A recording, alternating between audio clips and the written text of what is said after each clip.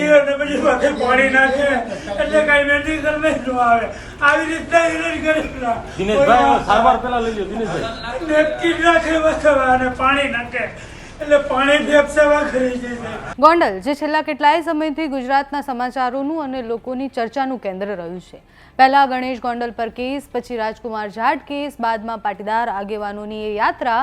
ફરી એકવાર ગોંડલની વાત કરવી છે। વાત એ પાટીદાર આગેવાનોના યાત્રા સમયે જે થયું એની કરવી છે। વાત ગોંડલના પોલીસની કરવી છે કે અત્યારે શું થઈ રહ્યું છે। નમસ્કાર, આપની સાથે હું છું પાયલ।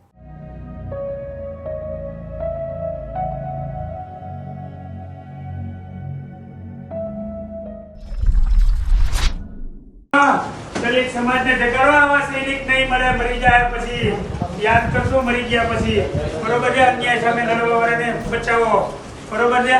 સત્તાની લાલચમાં લડનારા વ્યક્તિને ફીટ કરે છે। આ મળદ નથી, બંગડીઓ પહેરેલા છે બધા। મળદ તો અમે છીએ, વગર સત્તાએ લડીએ છીએ, ગમે ત્યાં ઘૂસી જાય છીએ। દિનેશ પાતર ગોંડલના સુલતાનપુર પોલીસ સ્ટેશનમાંથી જામીન પર છૂટેલા દિનેશ પાતરની તબિયત અચાનકથી લથડી। તેમને પ્રથમ ગોંડલ સરકારી હોસ્પિટલમાં દાખલ કરવામાં આવ્યા।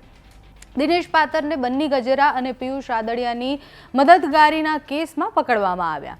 બાદમાં જામીન અને પછી તબિયત લથડ્યા બાદ એમને એક વિડીયો બનાવ્યો। જ્યારે હોસ્પિટલમાં હતા ત્યારે વિડીયોમાં એ જિલ્લા પોલીસ વડા અને જયરાજસિંહ સામે ગંભીર આક્ષેપો કરી રહ્યા હતા। તેમણે કહ્યું કે પોલીસ વડા અને જયરાજસિંહ જાડેજા એમ બંને ભેગા થઈ અને પછી ખોટા ગુનાઓમાં મને ફસાઈ રહ્યા છે। એમણે એવું પણ કહ્યું કે આરોપ મારા પર છે જ નહીં। રાજકુમાર જાટના કેસમાં જે સીસીટીવી ગાયબ છે એ પણ પોલીસ પાસે છે। જયરાજસિંહને બચાવવા માટે, ગણેશ ગોંડલને બચાવવા માટે પોલીસ બધું જ કરે છે અને અમને ફસાવવા માટે ખોટી રીતના કાર્યવાહી કરે છે। બપોરના જામીન મળ્યા બાદ પણ સાંજ સુધી મને પોલીસે ગોંધી રાખ્યો હતો। આવા આક્ષેપો પણ તેમને કર્યા છે। તો પહેલા દિનેશ પાતર જે કહી રહ્યા છે, જે આક્ષેપો કરી રહ્યા છે તે જુઓ।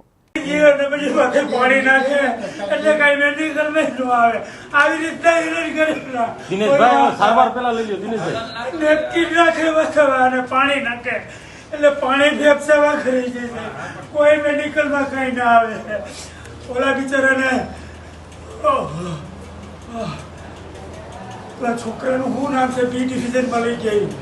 પિયુષને નેપકિન રાખી અને પાણી પીવડાવ્યું, ફેફસામાં પાણી ભરાઈ ગયું બિચારાને અને ગુના કબૂલ કરાવી લે। ભાઈ સિસ્ટમની સામે કોઈક અવાજ ઉતારે સપોર્ટ કરો, બાકી યાર ગોળી મારી દો, અમારે નથી જીવવું, બરોબર? અમે તો મળદના દીકરા છીએ, શું કરું, કેટલું લડવું આ લોકો? અરે કોક તો આવા સામે લડવા, પાકિસ્તાનને સામે લડવું હારું। આ પાકિસ્તાનના આતંકવાદીઓ કરતા પણ ખરાબ છે આ લોકો।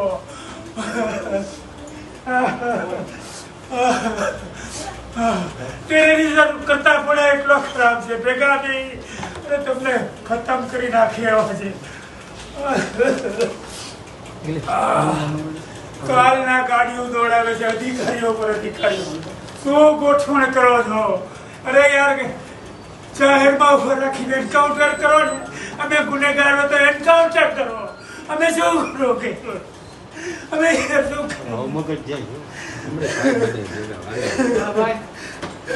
અને મને તો ગૌરવ છે, મારો સમાજ મને અંદર લખો નાખો, પણ બધા મારે દીકરી જેવી વસ્તુ આજ કેમ નથી કરતા? કીર્તનભાઈ ગયા છો? અરે બચાવો તો બચાવો, નકર ભાઈ ગયો। જો સાહેબ ટ્રીટમેન્ટમાં કેટલી વાર લાગે એ ધ્યાન રાખજો। કાગળિયા પછી એ થાય પેલા ટ્રીટમેન્ટ કરો। આપણ કાગળિયા પછી એ થાય પેલા ટ્રીટમેન્ટ કરો, એની પરિસ્થિતિ જો આપણને આ ટ્રીટમેન્ટ પેલા કરો। આટલી વાર ન લાગે। આ 10.5 મિનિટ આ વિડીયો ચાલુ છે, હજી ટ્રીટમેન્ટમાં તમે શું કર્યું? ખાલી બીપી માપ્યું। બરાબર। અને એમને એડમિટ કરો, એની પરિસ્થિતિ સાવ ખરાબ છે। ચાલુ કરવા આવા દેવો ક્યાં પડી છે અધિકારી આવા જોવું છે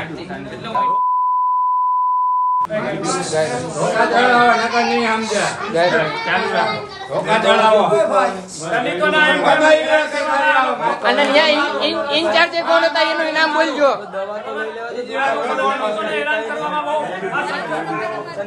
અમારી હોય. અનિલભાઈ માધવ, દિનેશભાઈ માધવ, સેવકોને બોલાવો. અનિલભાઈ સોલંકીને બોલાવો. પોલીસ વાળો આવે.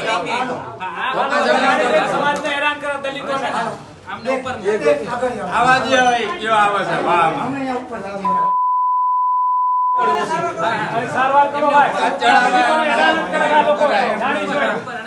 અંધારા આવે છે એલા ભાઈ, જો યાર. એડવોકેટ ને પૂરી દેવા.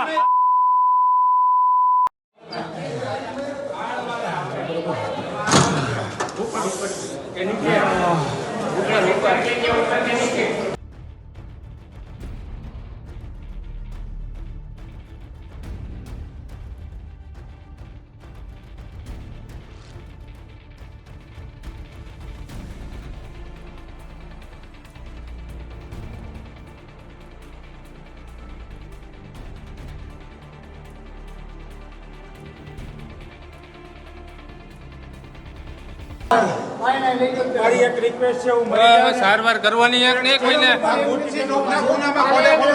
સારવાર કોઈ કરશે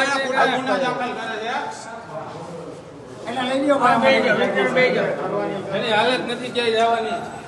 અરે આમાં બેસ દે ને ઉપર એડમિટ કર્યા છે.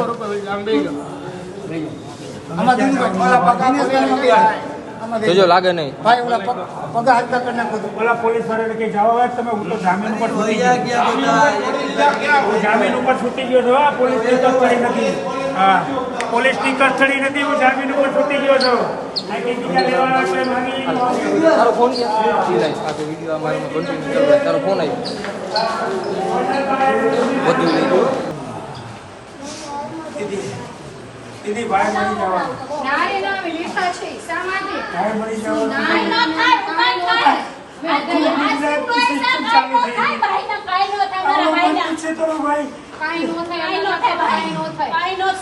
ગુજરાતની પોલીસ લાગી ગઈ કામે, આખા ગુજરાતની પોલીસ લાગી ગઈ છે.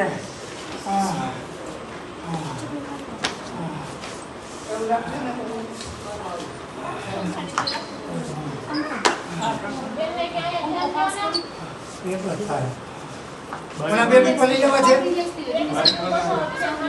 હા દિનેશભાઈ આ બેડ ઉપર આવું છે. જો અહીંયા ઉપર આવતા જ એની કસ્ટડીમાં નથી.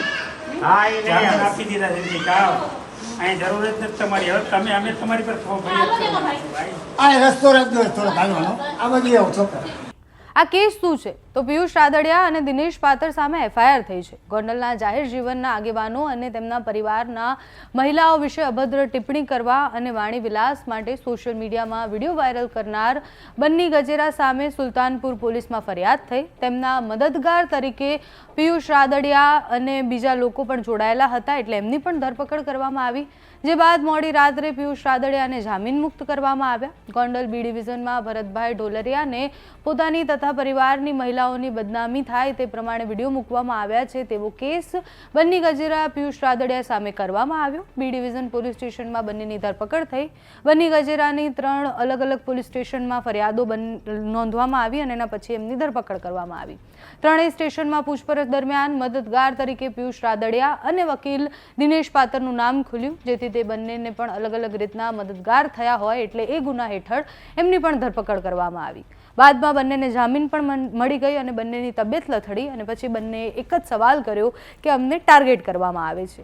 હવે ગોંડલની રાજનીતિથી લઈને ગોંડલના પોલીસ પર થતા સવાલો અને ગોંડલમાંથી જેટલા સમાચાર આવે છે એ બધા ઇન્ટરલિંક છે, કારણ કે બધાનું મૂળ એ બે લોકોની આમને સામનેની લડાઈ હોય કે પછી એ જે રીતના ત્યાં યાત્રા કાઢવામાં આવી હોય. પાટીદાર આગેવાન અલ્પેશ કથિરિયાએ પોલીસને એવું પણ કહી દીધું છે કે કાયદામાં રહેશો તો ફાયદામાં રહેશો. આ વિડીયો પણ સોશિયલ મીડિયા પર ખૂબ વાયરલ થઈ રહ્યો છે. દિનેશ પાતર જે કહી રહ્યા છે એના ઉપર ઘણા બધા સવાલો પણ છે. તમારું આ વિષય પર શું માનવું છે અમને કમેન્ટ્સમાં જણાવજો. અત્યારે આ વિડીયોમાં બસ આટલું. જો તમે અમને યુટ્યુબ પર જોઈ રહ્યા હોય તો સબસ્ક્રાઇબ કરજો, ફેસબુક પર જોઈ રહ્યા હોય તો ફોલો કરજો, અમારા વિડીયોને લાઇક અને શેર કરજો.